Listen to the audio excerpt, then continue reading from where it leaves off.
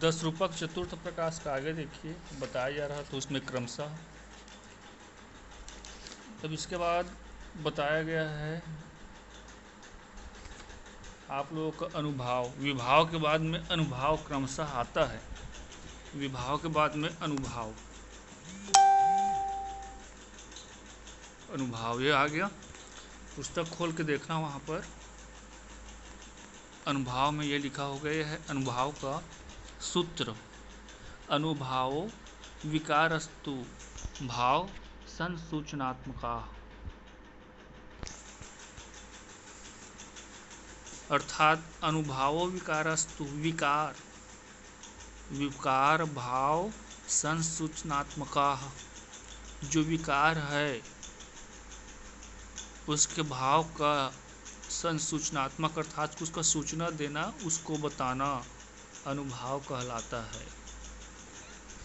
हाँ, अर्थात कि भाव संसूचनात्मक लिखा है, देखिए भाव संसूचनात्मक, अर्थात भाव का सूचना देने वाला या भाव को सूचित कराने वाला क्या चीज़, विकारस्तु, भाव को सूचित कराने वाला जो विकार है उसको अनुभाव कहते हैं। अब क्या के संदर्भ में इसको बताया जा रहा है, रस के संदर्भ में।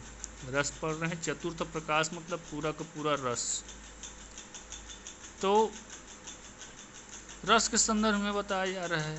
तो इसमें देखिए नीचे में लिखा है स्थायी भावा अनुभावन्तः सामाजिकान संभ्रू विक्षेप कटाक्षादयो रस प्रोत्साहकरणो अनुभावा। सामाजिकान, जो सामाजिक है, जो सामाजिक है अर्थात कि नाटक को देखने वाला है, नाटक को सुनने वाला है, ठीक है, या जो काव्य मर्मज्ञ है, काव्य को पढ़ने वाला है, सुनने वाला है, उसमें जोड़ तोड़ करने वाला है। लेकिन अक्सर सामाजिक शब्द ही आता है, आप लोग सामाजिक ही लिख देना। जो सामाजिक है, जो सामाजिक है उसको क्या है, संभ्रू विक्षेप कटाक्षादयोः, संभ्रू विक्षेप कटाक्षादयोः। अब साहित्य का यहाँ पर अब क्या है, शब्द आ रहा है, तो उसको कौन से भाव को देख करके, कौन से विकार को देख करके रस का प्राप्ति होता है। भ्रू विक्षेप लिखा है, संभ्रू विक्षेप तथा कटाक्ष, कटाक्षादि अर्थात कि भ्रू विक्षेप, जो नायिका रहती है उसका जो देखने का तरीका रहता है, कटाक्ष अपने आँख से देखने का, जिसमें नायक क्या हो जाता है, मतलब कि अब नायिका देखती है भ्रू कटाक्ष इत्यादि, हाँ, रति उत्पन्न होता है इससे स्थायी भाव। यह क्या है, शारीरिक व्यापार है। यह क्या कहलाता है, यह शारीरिक व्यापार कहलाता है। हाँ, शारीरिक व्यापार, यही अनुभाव है, यही क्या है, अनुभाव है, इसी को अनुभाव कहते हैं। काव्य प्रकाश में भी आप लोग पीछे सेमेस्टर में पढ़े होंगे अनुभाव के बारे में। अब सरल भाषा में जो शारीरिक कटाक्ष इत्यादि है उसको क्या कहा जाता है, अनुभाव कहा जाता है, समझ जाइए। यह क्या करता है, रस पोषण कारणिनो अनुभाव, यह रस का पोषण करता है, रस को पुष्ट करता है। यह क्या करता है, रस को पुष्ट करता है। कौन से रस को, तो वही सब तरफ लिखा रहेगा। हाँ, रत्यादि, रति आदि भावों को, रति आदि अर्थात कि सभी भाव आ गया, आदि अर्थात कि सभी भाव आ गया। अब अभिनय होता है, चाहे दृश्य हो या फिर श्रव्य हो, इसमें अनुभाव का साक्षात अनुभव करने वाला, अनुभाव का साक्षात अनुभव करने वाला, ठीक है। देखिए एते नीचे में लिखा है, एते च अभिनय काव्य व्यापारो अनुभवताम साक्षात उद्भावा कामना मनुभव कर्मतयानुभूत्य। अर्थात कि अब देख रहे हैं कोई भी सामाजिक है, वो दृश्य काव्य सभ्य काव्य, इसमें वह क्या करता है, जो रसिक है, रसिक अर्थात कि देखने वाला है, वह अनुभव करने वाला है, वह क्या करेगा, अनुभव कर्म के अनुरूप होता है। यह जो अनुभाव होता है, अनुभाव, अनुभाव अनुभव से बना है, अनुभव कर्म के अनुरूप। अनुभव करने के बाद इसका ज्ञान होता है अनुभाव, इसीलिए इसको कहा जाता है रसिकों के अनुभव कर्म के रूप से अनुभूत होता है। अर्थात सामाजिकों का अनुभव का विषय होता है, अनुभव करने का विषय होता है, इसलिए इसको अनुभाव कहा गया है। अनुभव करने का विषय अनुभव। अब कैसे अनुभव करेगा, अनुभव करने का विषय लिखा है तो देखिए अब आगे इसको करते हैं, ऊपर चढ़ाते हैं। इत्या अनुभवमिति च अनुभवा रसिकेषु व्यपदिश्यन्ते विकारो भाव संसूचनात्मकम् इति तु लौकिक रसापेक्षया इह तु तेषा कार्वत्वमेव यथा ममेव। अब बाकी को वो छोड़ो, दिमाग घूमेगा। अब इसमें एक बात मान लो, जो भ्रू विक्षेप है, कटाक्ष है, शारीरिक व्यापार है, वह अनुभाव होता है। इससे रति इत्यादि की प्रतीति होता है, किसको, सामाजिक को। ठीक है, जो ऊपर में बताया गया है। और यह सूत्र का मूल भाव को समझ लो, अनुभावो विकारस्तु भाव संसूचात्मका। भाव को सूचित करने वाला जो शारीरिक व्यापार रूपी विकार होता है वह अनुभाव कहलाता है। अब डायरेक्ट आ जाओ, ज़्यादा इधर उधर दिमाग को घुमाने से अच्छा यहाँ पर उदाहरण दिया गया है, देखिए। यथा ममेव, यथा ममेव अर्थात कि मेरे अनुसार। अब मेरे अनुसार अर्थात कि क्या पढ़ रहे हैं हम लोग, चतुर्थ प्रकाश 10 रूपक धनंजय एवं धनिक का अनुपम कृति है। 10 रूपक धनंजय एवं धनिक का अनुपम कृति है। धनंजय अलग है, धनिक अलग है। अब बता रहे हैं ना यहाँ पर मुख्य बात, यहाँ पर जो लिखा है अनुभाव विकारस्तु भाव संसूचात्मका, इसको धनंजय ने लिखा है। जितना भी ब्लैक में श्लोक मिलेगा, ब्लैक में सूत्र मिलेगा, बड़ा अक्षर में बोल्ड में, उसको धनंजय ने लिखा है। और धनिक, हाँ, धनिक ने क्या लिखा है, ये लिखा है निस्थायी भाव नाम अनुभवंतः, और नीचे में जो उदाहरण, ठीक है, कारिका भाग और व्यक्ति भाग कहते हैं उसको। इसमें जो कारिका भाग है, हाँ, मुख्य बात है, किसी को नहीं बताया गया अभी तक से, ना कोई पूछा है, किसी के द्वारा पूछा नहीं जाता तो बताया नहीं जाता, जो रहस्य छिपा रहता है। जो कारिका भाग है उसका निर्माण धनंजय ने किया है, और जो व्यक्ति भाग है 10 रूपक का, उसका निर्माण धनिक ने किया है। इसलिए आप लोग पढ़े होंगे या फिर सुने होंगे, यह जो 10 रूपक है वह धनंजय एवं धनिक का क्या होता है, अनुपम कृति है। धनंजय एवं धनिक का अनुपम कृति 2 साहित्यकार मिल के बनाए हैं। कौन कौन, धनंजय और धनिक। धनंजय क्या करता है, कारिका भाग को लिखता है, और धनिक व्यक्ति भाग को लिखता है। तो यहाँ पर दिया गया है यथा ममे, और धनिक ने इसको लिखा है उज्जुबमानन मुल्लस तट कुछ टठम लोल भद्र मद भ्रूलतम स्वेद आलम स्नापितांग्यंगिम गलत वीणम स रोमांचया धन्या को अपि युवा स यस्य वपने व्यापारिता सम स्पृहम मुग्धे दुग्ध महाभक्ति फेन प्रताप प्रख्या कटाक छठा। अब मैं आप लोग क्या बताया, मुख्य बात को पकड़ना है। जो क्या करता है, शारीरिक व्यापार को सूचित करता है, शारीरिक व्यापार रूपी, शारीरिक व्यापार को सूचित करता है भावों के द्वारा, वह अनुभाव कहलाता है। तो यहाँ पर नायिका के शारीरिक व्यापार को बताया गया है। अब आँख से देखना तिरछी नज़र से, कटा, ठीक है, उसका शारीरिक चाल ढाल इत्यादि, मतलब कि शारीरिक व्यापार, नायिका या नायक का जो भी शारीरिक व्यापार है। नायक कहेंगे तो वहाँ पर नायिका आकृष्ट होगा, और नायिका कहेंगे तो वहाँ पर नायक। अक्सर साहित्य में नायिका का जो शारीरिक व्यापार उसको बताया जाता है। ठीक है, अब इसका व्याख्या देखते हैं। अब इसका व्याख्या देखते हैं। धनिक का यह पद्य है।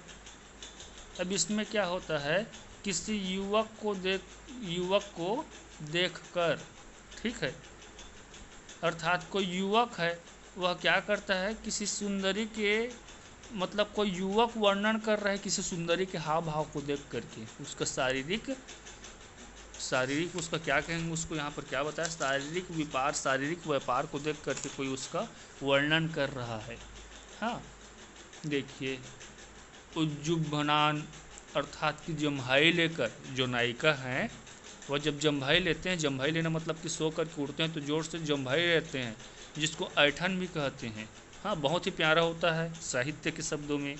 हाँ उज्जुभनान मलुसप कच कुछ टठम अर्थात कि हाँ मनुल उत्कल अर्थात कि ऊपर की ओर उठाकर किसको, स्तन तट को, जम्हाई लेता है जब नायिका तो अपने स्तन तट को ऊपर की ओर उठाकर, हाँ लोलट भ्रमद भ्रूलतम, सुंदर भ्रूलता को घुमाकर, जो आँख का जो बिरौनी रहता है, भां रहता है, उसको घुमाकर, और कैसा है मतलब कि स्वेद अर्थात कि पसीना, हाँ स्तन पिता अंग विशिष्ट गलद वीण सा रोमांचया, पसीने से रोमांच से युक्त, और क्या है मतलब कि अंग वशिष्ठ विगलित, शरीर लता लाज को धोकर, किसके द्वारा, पसीने के द्वारा।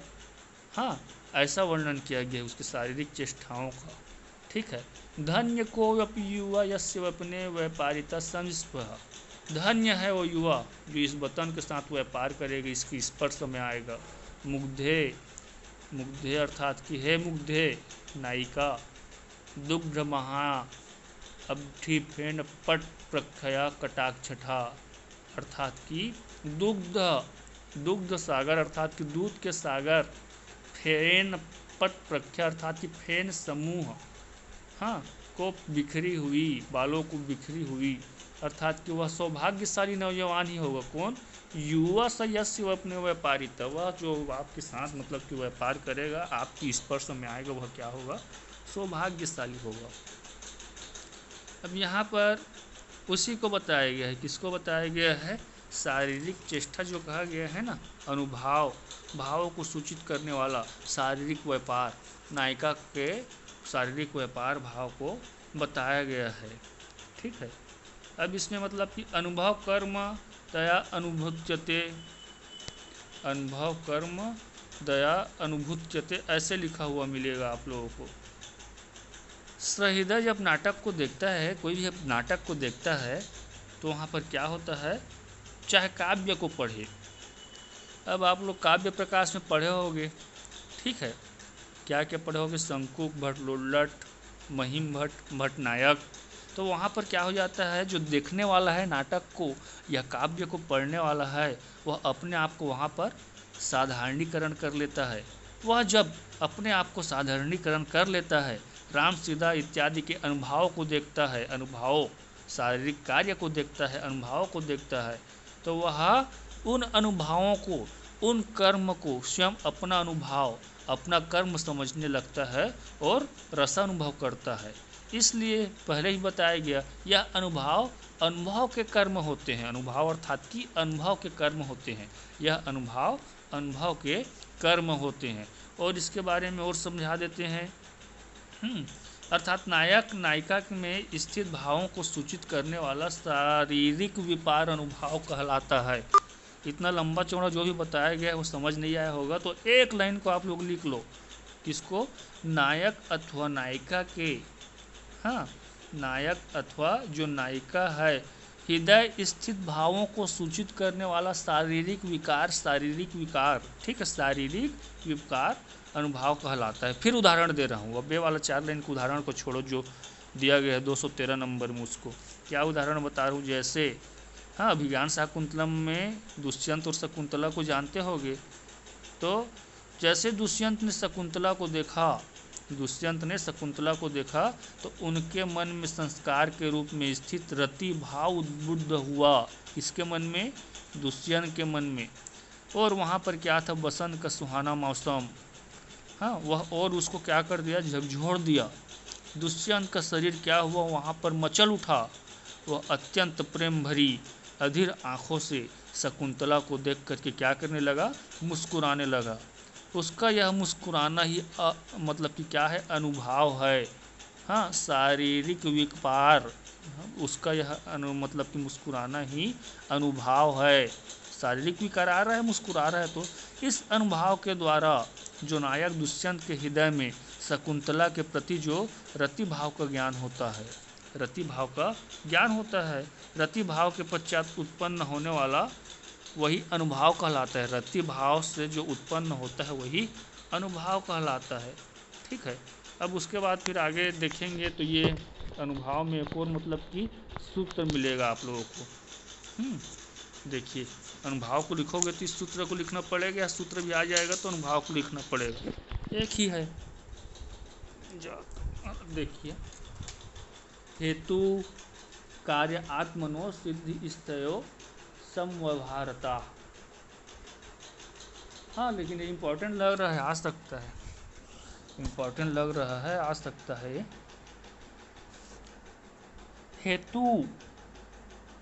हेतु कारण कार्य, कारण और कार्य आत्मनो सिद्धिस्तयो समव्यवहारता। अब देखिए, रति आदि जो भाव रहता है उसका कारण क्या रहता है? कार्य कारण। विभाव तथा अनुभाव, दो ही पढ़े हैं ना, विभाव तथा अनुभाव। तो यहाँ पर देखिए ये दोनों कौन कौन? विभाव तथा अनुभाव। विभाव अर्थात कारण लिख दीजिए, अब इधर जटिलता बढ़ते जाएगा। विभाव अर्थात कारण। हाँ, काव्य प्रकाश में कार्य कार्यानि सहकार्यानि च करके पढ़ोगे मम्मट के अनुसार, तो वही कार्य कारण। ठीक है, कारण क्या है? विभाव, और अनुभाव अर्थात की कार्य। क्रमशः कारण एवं कार्य हुआ करते हैं। जो विभाव पढ़ाया गया पूर्व में वह कारण है, जो अनुभाव अभी पढ़ाया जा रहा है वह क्या है? कार्य है।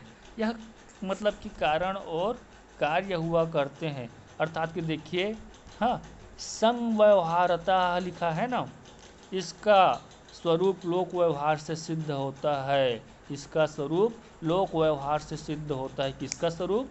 कारण एवं कार्य का स्वरूप लोक व्यवहार से सिद्ध होता है। अब इसीलिए इसका लक्ष्य लक्षण नहीं किया गया। नीचे में उसी को लिखा है, तयोर विभाव अनुभाव लौकिक रसम प्रति हेतु कार्यभूतयो समव्यवहारादेव सिद्धत्वात्। हाँ, पृथक लक्षण मुपज्यते, इसका पृथक से लक्षण नहीं किया जाएगा। अब विभाव अनुभाव लोक संसिद्धो लोक यात्रा अनुगमनो लोक स्वभावक कावच्च न पृथक लक्षण मुच्यते इति लिखा है। अब इसका मुख्य देखिए, सुनिए, विभावो अनुभावो लोक संदिग्धो।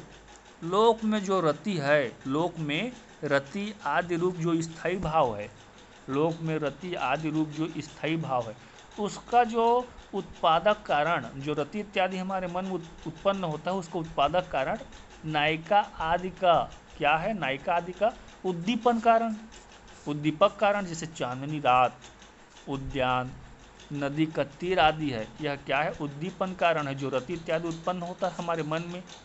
वही काव्य में क्रमशः आलम्बन विभाव और उद्दीपन विभाव कहा गया है। ठीक है, और लोक में रति आदि विभावों को उत्पन्न होने से, इस प्रकार से रति इत्यादि भाव जब उत्पन्न होता है तो उसके अनंतर, इसके बाद क्या होता है? तत्काल देखिए, जो कटाक्ष आदि हैं, कटाक्ष आदि अर्थात कि देखने का तरीका, नेत्र का भू कटाक्ष, ठीक है, अर्थात कि यही अनुभाव जिसके बारे में बताया जा रहा है, अर्थात कि कार्य, रति के कार्य हैं, यही क्या है? कार्य है, कटाक्ष आदि जिसको भी बताया जा रहा है। रति आदि के इन्हीं कार्यों को काव्य में अनुभाव का संज्ञा दिया गया है। कार्य जब होता है तो उसका मतलब कारण होता है तो उसका कार्य होता है, कारण होता है तो उसका कार्य। विभाव अर्थात कि कारण, और अनुभाव ही बताया जा रहा है वह कार्य। विभाव तथा अनुभाव का लक्षण इसलिए नहीं दिया गया क्योंकि यह लोक व्यवहार में सब जानते हैं, लोक व्यवहार में सब जानते हैं, अर्थात कि आप मैं सब जानते हैं, विभाव और अनुभाव के बारे में सब जानते हैं। अब इसके पीछे क्रम में, अब इसके आगे पढ़ेंगे उसमें क्रम में अलग है। ठीक है, अब भाव का लक्षण दिया गया है, इसको बताएंगे, वीडियो बनाएंगे तो बताएंगे, हड़बड़ाना नहीं है, आगे पढ़ोगे तो क्रम में क्यों नहीं बोलते। ठीक है, इसको बार बार पढ़ने से समझ आएगा, जितना आगे बढ़ते जाएंगे उतना जटिलता आते जाएगा। एक बार पढ़ो, दो बार पढ़ो, समझ नहीं आ रहा है तो वीडियो को सुनो, उसके बाद भी नहीं समझ आएगा तो पूछ लेना, आप लोग फ़ोन करके पूछ लेना या मैसेज करके पूछ लेना। धन्यवाद।